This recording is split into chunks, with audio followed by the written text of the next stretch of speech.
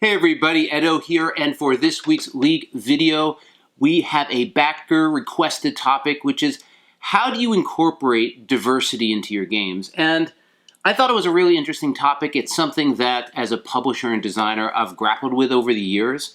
And I think the starting point for anything related to this topic and thinking about diversity in the world, but also incorporating into your game and what you should do and shouldn't do and how to think about it, is first and foremost, you need to recognize and understand who you are, right? Diversity is a broad topic, but know your own background and persona, and it's important, right? My mother's Panamanian, I grew up in New York, my father's Eastern European, my father's family came through Ellis Island, 1903 or 4, my mother came here when she was 18. Again, understanding my religious background. I lived in Japan for a number of years and studied Japanese. Who are you? How do you reflect on yourself? Am I white? Am I Hispanic? What does it mean? How does it incorporate as I was growing up? And then what opportunities and advantages has that afforded me over my life? What disadvantages? What did it feel like, in a suburb in New York? What did it feel like living in Michigan and going to the University of Michigan? What did it feel like being, an American in Japan, or a white guy in Japan, or a Hispanic white guy in Japan, right? That isn't going to answer all your questions, but I think it's the starting point. Understand yourself and think about that. And then spend some time thinking about other cultures and diversity, cultures and representation and all those. It's a very active time and a very active consideration space. And I think just considering who you are and considering other people and their perspectives, walking in other people's shoes, is really an important baseline. Now, the tricky thing is, I can't tell you how important that is, right? I can't change your perspective on whether you are really engaged in, the conversations right now, if you think they're crazy. Everyone has their perspective on how relevant today's dialogue is and whether it's time, it's about time or not. That's something we all have a perspective on. And so there's this odd shift when you're starting, I'm going to get to the point of the conversation, when you're starting to think about diversity in your games and representation in your games. Fortunately or unfortunately, in some ways that starts becoming a product conversation and an audience conversation. You're suddenly, I don't want to monetize the idea here, but you're sort of thinking about, I'm making this game and there's my perspective, and your perspective's probably covered. When you're making your game, your perspective's probably covered, but how do I want to consider and think about the perspective of others, both in terms of their enjoyment and fun playing the game, but to some extent, the market, whether it's the market of buyers in retail stores or online, or the social media and community as well, and how they're reacting to your product and whether that impacts your Kickstarter or not. So there is that,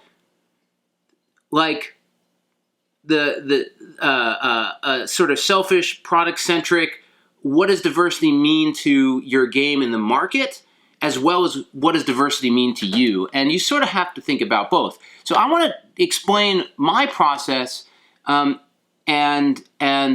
how it's shifted over the years to give some illumination to that a little bit, to hopefully answer this backer question. But at the same time, I really do think you need to know thyself, and you need to recognize and understand people and immerse yourself in understanding what other people's lives are like, what their perspectives are, whether you agree or disagree. And I think that stuff's super important, but you may not, but there's still then the reflection of what it means to your product. Okay, that was my spiel. So, first game Pencil First Games did. I've worked in video games, I've worked for Disney, I've worked for a number of companies, and we've grappled and dealt with cultural and, represent diversity in games. So I have some perspective from all that, but I'm not going to get into it. I'm going to stick to Pencil First Games, so I don't want to talk about other companies. Liftoff Get Me Off This Planet, I sort of got a pass, right?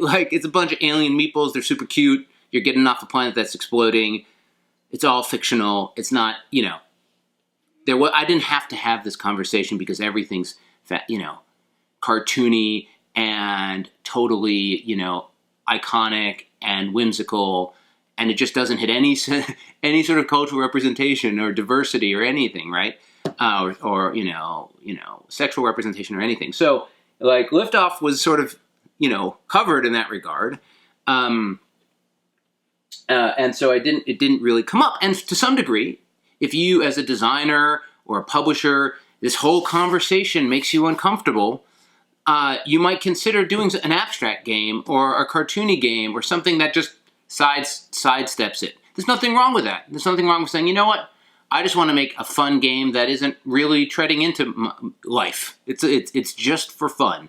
And the best way to make something just for fun is to make it abstract or foreign, alien, or whatever. I mean, these are all the little cute meeples.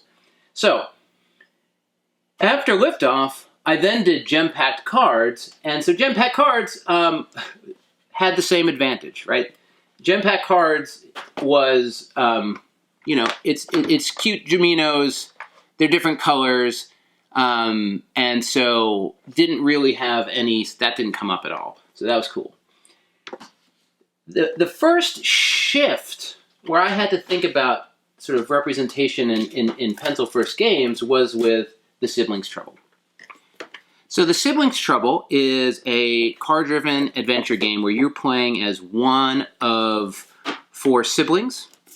And it originally was called The Brothers Trouble because the 2 characters in the game were my 2 sons. Ethan and that's their names, Ethan and Evan. But let me see if I can find their cards. And they, the character representation of them was like pretty much like, hey, like, can we, like, here's your reference, here's my kids, right? Here they go. And so we had, and they were aged up because they're supposed to be older, but we have Danger and Adventure. And actually, those are my kids' middle names. So, like, this was a really personal project for me. I started it on vacation with my family. While on vacation, I wanted to have more characters in the game, and I expanded it to include 2 more, Mischief and Mayhem. And those 2 characters are based on my brother's 2 daughters. These 2 gals, right? So as I was moving, I had 2 boys, and I wanted this game to be for all, a broad audience. So I was like, well, I should have some girls in them, and the boys were my kids, and I felt like the girls were my brother's kids, and we had the artist sort of age them up and have some fun with it. And so they were very personal characters, right? It's not like I was like, I want to draw these characters. It was like, this is a representation of my family. And this is really where I had this interesting experience. So we're going through demoing it, playtesting it, representing it, and we are at PAX Unplugged. We were in the tabletop show, whatever it's called, PAX Tabletop Showcase or whatever it is, and it's a very diverse crowd that goes to PAX, and we were playing it, and this girl came up to me, and she was like, why are all the kids in your game, why are all the siblings just like white kids, basically? And, my initial reaction was, it was like, because they're based on my family, like, because they're siblings, like, because. And I can't remember today if I actually got into that argument with her at the time.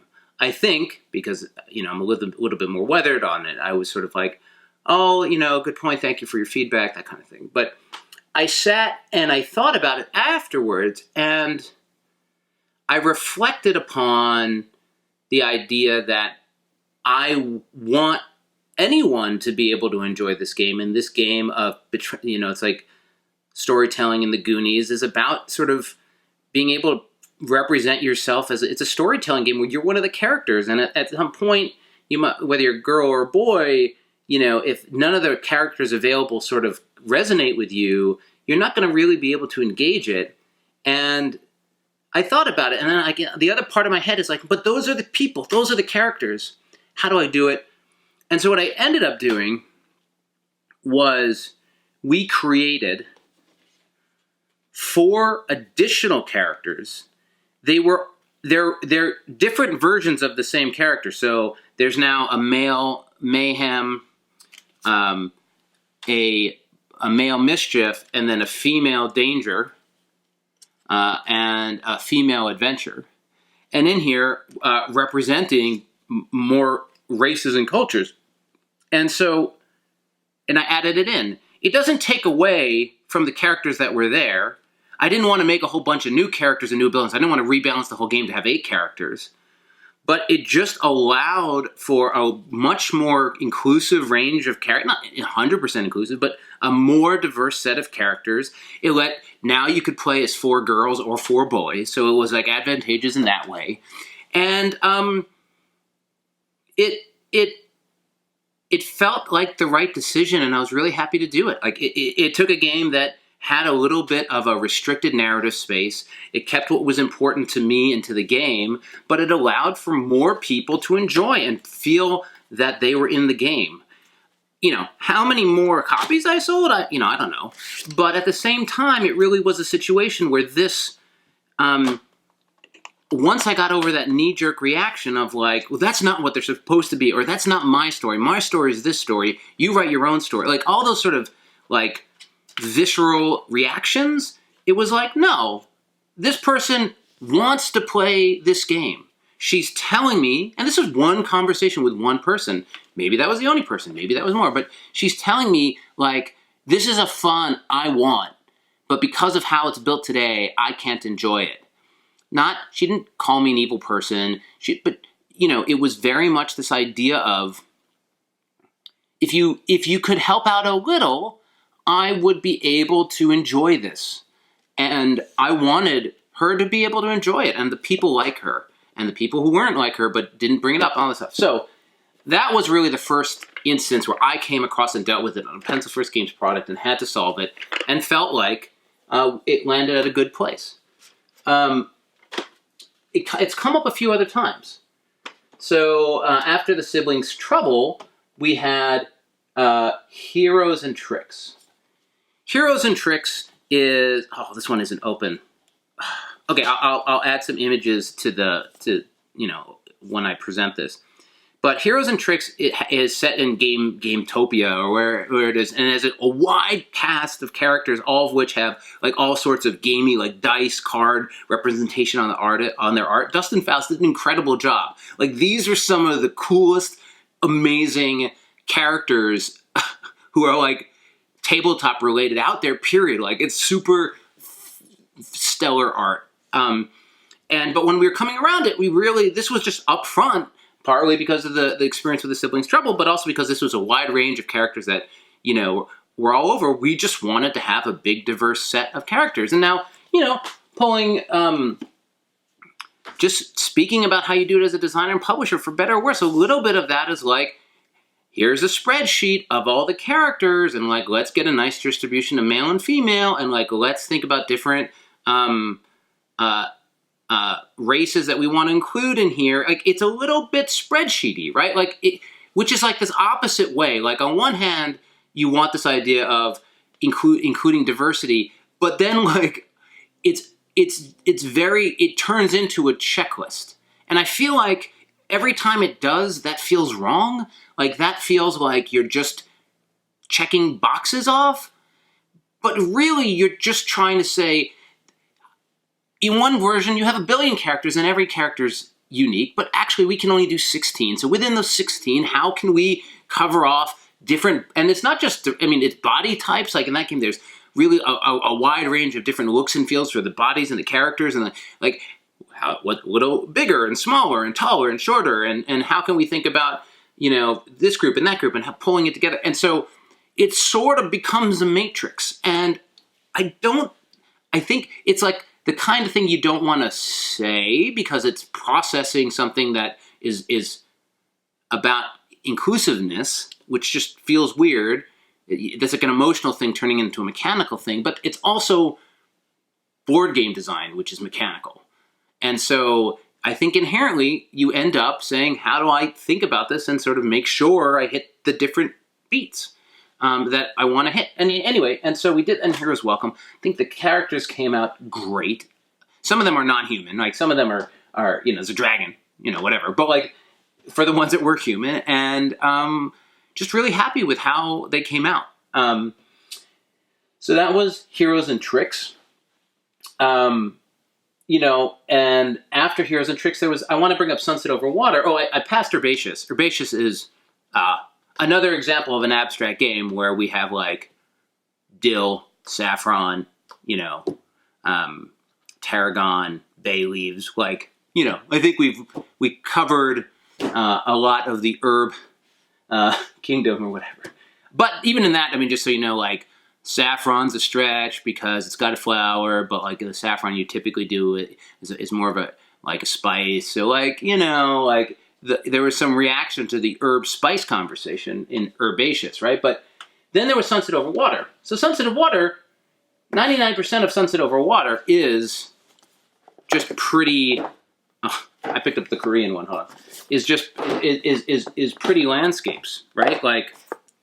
It's literally a game full of amazing landscapes by Beth Sobel. And, you know, we have a huge range of places that were represented, right? And so nothing really going on there with characters. However, I love her art. What we did end up doing is you are an artist in the game, and you're represented as an artist, and we had artist meeples. And as we were designing them, you know, we were looking at the characters, and we wanted to make sure that we both had female meeples and male meeples. You can't really tell anything about the characters that much other than they have an easel, or whatever it is, like a writing pad, but we wanted to have that diversity in there, and so there are 4 characters. They're all different, and 2 of them are male and 2 of them are female. They're just meeples. The difference in cost here to have 4 different versus 1 the same, I mean, might have been an extra 2 cents a box. It is not expensive to on these custom type meeples to, you know, if you're printing enough units to diversify, if you will. And we did, and it was something that a lot of people appreciated. Like, oh, look at that. They've got male meeples and female meeples. That's great. And so it was like once the representation became, if those were just pawns, it wouldn't matter. Once it starts looking like a character, then suddenly it looks like a male artist. And then you're like, well, is it just going to be male players playing the game? No, it's going to be female players playing the game too. Or, you know, men who want to play as women or whatever. Or women who want to play as men. And so, you know, it's a small detail, but it's something that you're able to incorporate and add to what you're doing. So, legendary creatures, all fantastic creatures, sort of didn't come up really. And then there was Heroes Welcome. Heroes Welcome has their fantasy creatures, and they're really in the fantasy way, so they're all pretty straightforward. But we do have the goblins. And we do have the different monsters. And so on the monster side, this one was, and the heroes was, we had a range of, you know, male and female. So like when you look at the goblins, you have Orsa, you have, what was this? Bogby, you have Mordecai, and you have Misty. And then actually you have Schnod. Schnod, people have called both male and female when writing about Schnod. So we'll just let people identify Schnod how they see him or her. But so there was that representation in the characters, and then within the monsters as well, we have a good diversity of male and females where it's clear, like orc, male, a female orc in there. You know, skeleton's a little hard, right? But like, you know, just a good cast of a good range of both male and female monsters. So that's sort of how we have handled it here. Skulk Hollow, another really good example. And again, so you just, to get back to the question, just keep it in mind. Like, think about your game and the characters within it. And like, do they all have to be dudes, or can they be women and men and women? And are they, you know, what do they look like? How are they represented? And this was an interesting one for Skulk Hollow. In Skulk Hollow, we have the Foxen. The Guardians are all like beasts and monsters. It's pretty. They're made out of stone and stuff. But on the Foxen, and these are going to be sleeved because I was making sure sleeve fit in the boxes and all that good stuff.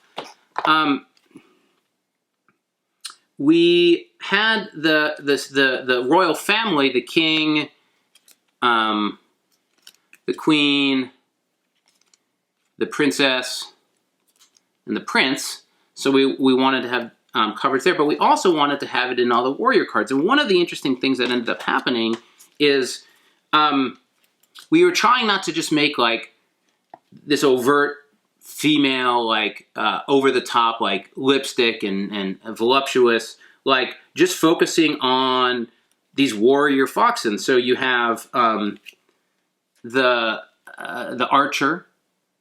And you have, this is for the female characters, you have the archer and the knight, as well as the male characters with, the rogue and the sentinel. And so one of the interesting things was, like, it's pretty subtle male-female difference. Like, they're in armor, they're geared up. We're not, like, over-exaggerating. So I literally got a couple people like, why are all the Foxen men? Why don't you have any women? And it's like, we do. They're in there. Look at the cards. They're just not wearing lipstick into battle, right? Like they're just not overly emphasizing that. It's just the character, and so you get that stuff too. And I think as a designer creator, you have to just sort of think about it as an individual. You need to think about what's important to you and how you want to go about it. And I think you'll find an answer to those questions. I do want to go into the last one here, because this is in a different category than all these other ones. These are really about male, female, and then also where appropriate, representing different body types and different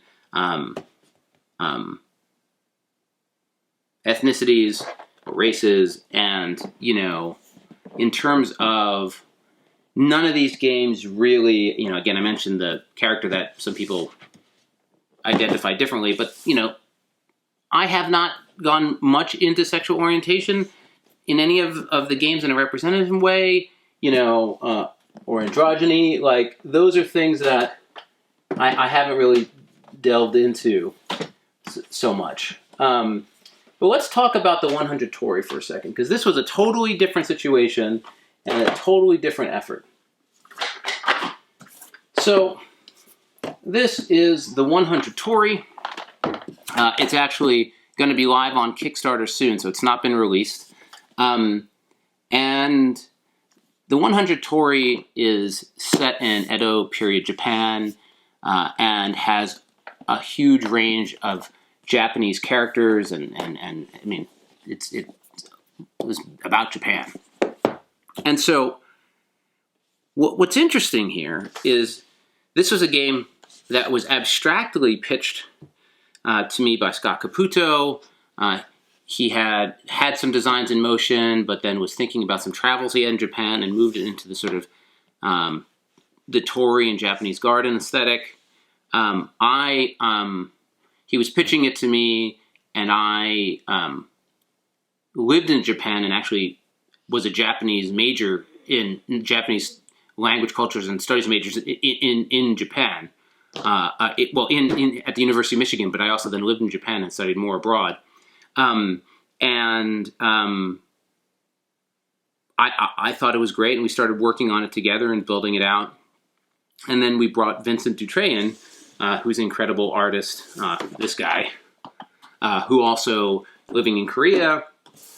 And so we are bringing a lot of love and care to the product. I think one of the interesting things that happened as we were going along was, we all had reflections and remembrances of Japan and relationships to it, but, we're not experts in Japanese culture and history, right? I mean, at one point I was like a step above your average person, but I was never like an expert, and that was a while ago. And the other thing that was happening was like, Vincent's art is amazing, and it brought a level of detail to the world and characters, which like I'm gonna get one of these things out, which is like was not in the little icons and pieces that Scott had. So we went from a game with like sort of abstractly visualizing these characters in space to like very clearly and what you would think would be authentically visualizing them. And so we're working around, and we're setting up the Kickstarter date and doing everything, we're moving along, and sort of,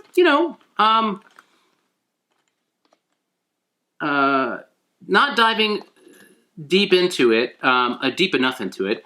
And so we're getting ready, and I put some initial preview images out or something like that, and I get a message on the side about saying, like, hey, what do you, basically like, did anyone who is Japanese work on this project? And the answer to the question is like, no, we went through the explanation of all the stuff, but the reality was, no, this wasn't a Japanese designer, it was Scott, and the artist isn't Japanese. Now, Vincent, looked at a lot of Japanese work, but, Vincent's Japanese, and I have this relationship to Japan, and I've been there many, many times and studied the country and all this stuff, but I'm not Japanese. Started at the beginning of this chat. And so, and the reaction was sort of like, well then,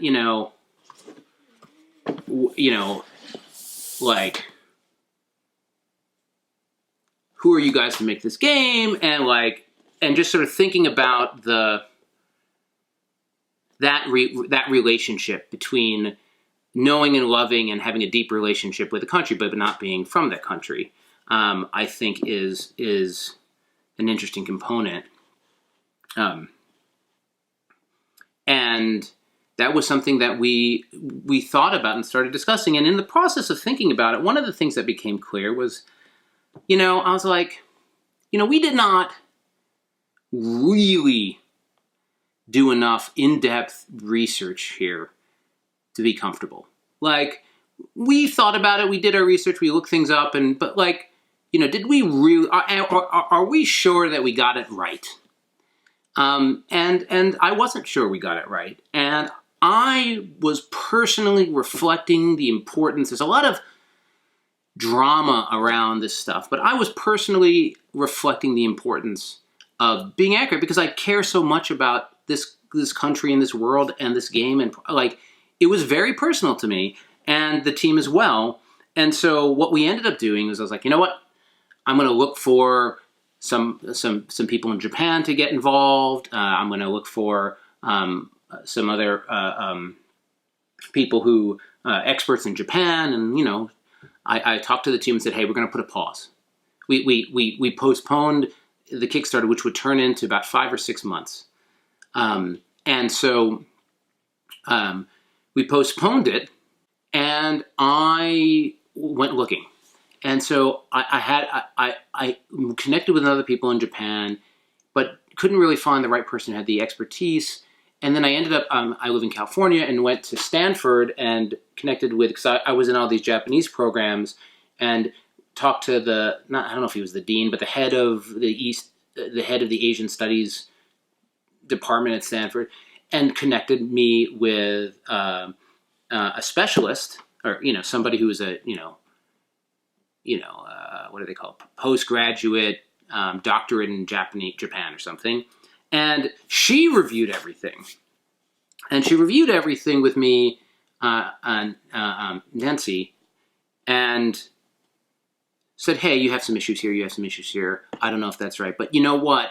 I have a feeling you've got a couple things off here, but I think you should talk with this woman, Lisa Wilcott. Lisa Wilcott also specialized in Japanese history and culture, but she's living in Japan right now, and you should connect with her. All right, so got an introduction, connected with Lisa, and took Lisa through the entire game, and Lisa really is incredible. She went through asset by asset, character by character, fold of a kimono versus fold of a kimono, super detailed, went through everything in the game, and you know what? Found a lot of oversight. A lot of oversight.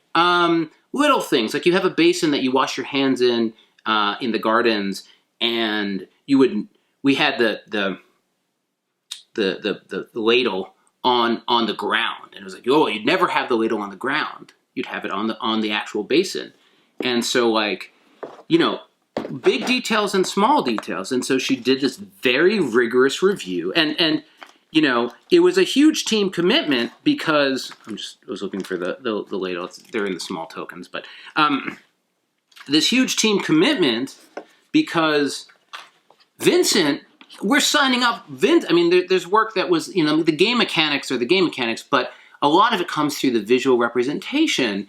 And so Vincent had to like redo a ton of work. And like, that's probably an overstatement, but like more than he was expecting. And he was 100% aligned with the entire team. It was like authenticity and clarity and making sure your art is reflective of what you're drawing. Like, he was very passionate about it. And he just said, let's do it. Well, just give me the list. Let's fix it all. And so we just went through and did a pass on. And as we're going through, we really wanted to capture all that we were doing. And so what we ended up doing is Lisa, in addition to all the work she did, then went ahead and looked at all the different elements that we have in the game. And we basically have included lots of details about Japan and the elements we chose and the background behind them in the game. We also have a section from Vincent about the process he went through to find inspiration for his art, looking at a variety of traditional Japanese art. And we, all the references we used. And so it delayed the project. It cost money, but at the end of the day, it was something that really took it to where the team wanted it to be. But there's even one more part to the story. So we're like, cool, okay. And like, you can have sensitivity to this depending on but like we're getting it ready, and I'm talking with somebody's helping with social media, and we were talking about the game, and she was like, okay, cool. And so then now that you did all that, you went through, you made sure, did you then have some people living in Japan actually review it? Like not written review, but actually like just everyday people take a look. And you have that reaction. It's like, well, we just got all this expertise, but at this, which like isn't that good enough? We like did the research, like we went deep, but at the same time, that isn't the same necessarily as sort of a day-over-day cultural impact representation review, right? Like getting just normal people who live in that world of today, because the relationship to things change over time, and what makes somebody uncomfortable historically, in modern day may be different. And so, we said, okay, hold on, let's pause again, and then got copies and material out to a variety of people in Japan. Some people who were board game reviewers, some people who were just friends of friends who lived, Japanese friends, some people Lisa knew, as well as, and this was sort of really interesting one, a journalist from the Asahi Shimbun, which is like, it's sort of like the New York Times of Japan. And that was fortunate because I think he was a friend of a guy who I reviewed for, I can't remember how to pronounce his name, but New York 1901 or somewhere over here, 1904, or like another board game designer who I think he's married to a Japanese woman, and I reviewed his game, and we've been in touch, and then he's like, I know this guy who's a journalist in Japan. Like, triangulating to get the people. And that review caught a few extra things. One of which was like, one of those things where you're like, you referred to this island as south of Russia, but currently Japan is in sort of conflict with Russia over the ownership of these islands, and so like you wouldn't want to mention it. You just want to say the island south of this peninsula, or where I don't remember where it was, but like just don't refer to Russia. Like, don't put that in there. Just mention what it is without adding that. And and that's not when in the rule book, and we're like, and then it's gone. But it speaks to the value of that effort. Now look, it was a huge undertaking that took a lot of time. In some ways made me reflect on like, boy, because I had never this was, I don't do historic games. And it's not even it's historic, but none of these other games are like set in a real time and place. That's not really what historic means, but like none of these are done that way. And so I've never run into that issue to the degree. And, I'd probably, I don't know that I'd want to do that again. This was really unique because I have this strong personal background and connection with Japan, which made me so excited and engaged with doing the project. But thankfully, I had a lot of those. It was both the reason and fortunate because it allowed me to interact and get in touch with and contact all these people that like do it right. And doing it right is like on a totally different tier. It's like doing culture and history right is totally different than like just making sure you have a representation of different cultures. Like they're both important and they both take effort, but wow, it's a different thing. And so, if you just do fantasy characters, it's a lot easier, right? If you just do an abstract game, it's a lot easier. Upcoming later title, it's currently like codename Curio. We're not going to use that name, but it's the next game from Steve Finn, Beth Sobel. It's in this line. It's in this box size. Like, it's about small, beautiful little objects, and like I don't have to deal with any of that, right? And so I think this is the most I can offer on this topic.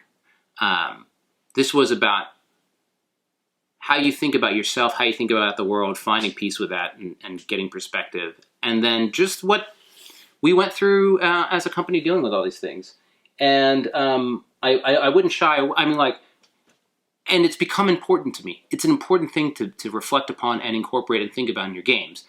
I might not want to take on the, like, hiring a scholar to help and then the triple review, like that, took me down a different path. Though also really made me appreciate, like, how binding was done in the Edo period and what object would be here and what colors were used. And like, it's super interesting, right? But like you just have to be like very complete and cautious, which I think and hope we've accomplished. But anyway, hopefully that's helpful and interesting for anyone working through these this topic. Thanks for watching. Bye. Hey everybody, Edo here, and thanks for watching Gaming with Edo. Reviews over here on this playlist, League and Insider videos over here on this one. Subscribe, share, all that good stuff. But most importantly, play some great games. Thanks.